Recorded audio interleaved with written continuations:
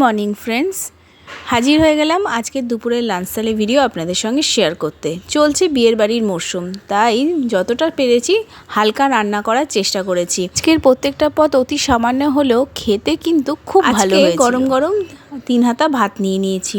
ভাতের সঙ্গে খাবার জন্য রেখেছি লেবু এবং লঙ্কা। এরপর রেখেছি আজকের ডালটা আমি বিট, গাজর, ব্রকলি, ফুলকপি, মটরশুঁটি সমস্ত রকমের সবজি দিয়ে মুগের ডাল বানিয়েছিলাম। ফোড়নে জিরে আর গরম মশলা ফোড়ন দিয়েছি।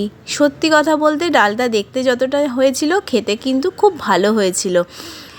এরপর ডাল দিয়ে খাওয়ার জন্য আজকে পাতে রেখেছিলাম আলু ভাতে, যেটা আমি একটু পেঁয়াজ ভেজে নিয়েছিলাম আর মাখার সময় একটু আম তেলের আচার দিয়ে মেখেছিলাম, যেটা খেতে ডালটা দিয়ে অসাধারণ লেগেছিল। মাঝে মাঝে এরকম ডাল দিয়ে আলু সেদ্ধ যদি আম তেল দিয়ে মাখা যায় অসাধারণ লাগে।